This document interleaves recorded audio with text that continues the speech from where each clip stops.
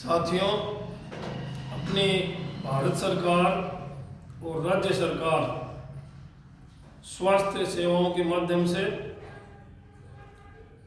इतने अच्छे प्रकार से देश के नागरिकों का भला कर रही हैं। इसका स्पष्ट उदाहरण है पल्मोनरी ट्यूबरकुलोसिस, जिसको आप क्षय रोग से भी समझते हैं। पुराने ज़माने में इसको एक सोशल स्टिग्मा के रूप में भी समाज लेता था। यदि किसी भाई बहन को 15 दिन से अधिक खांसी आ रही हो, कभी कभी खांसी के साथ मलगम में खून आता हो, अचानक उसका वजन गिरने लग जाए, थकान महसूस होती हो,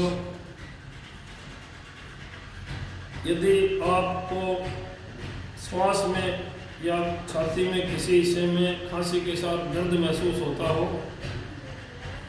ऐसे केसों में निसंदेह चिकित्सकीय सलाह लेनी बहुत ही आवश्यक है।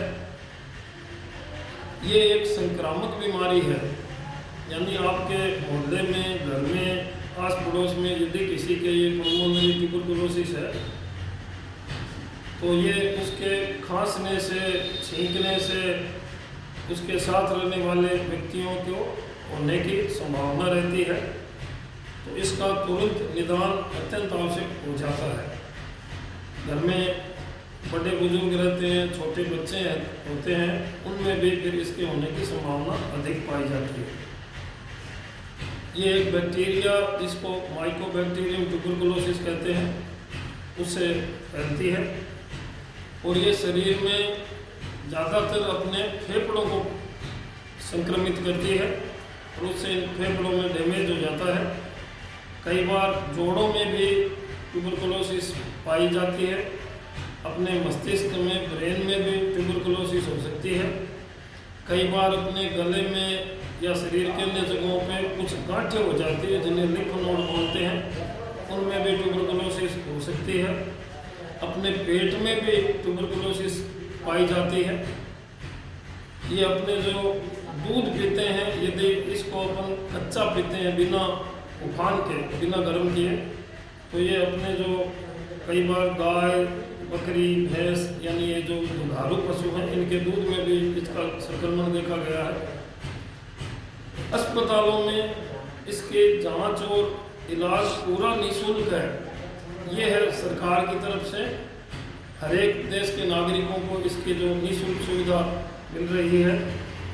इसमें मलगम की जांच के द्वारा कीटाणु को देखा जाता है, रक्त की भी जांच करवाई जाती है और कुछ केसों में एक्सरे चेस्ट और कई यदि गांठ ये इनमें जांच करनी है तो इनकी नीडल बायोप्सी, इनके द्वारा जब आपके रोग कंफर्म हो जाता है तो पहले तो इसका साल भर का, 2 साल का ऐसे इलाज चलता था, 9 महीने का।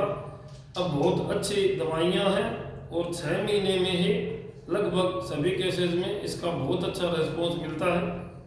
तो मेरा ये कहना है कि यदि किसी भाई बहन के ऐसी कोई समस्या है तो उसकी आप सरकारी अस्पतालों में निःशुल्क जांच करा के इसका पूर्ण इलाज कराएं।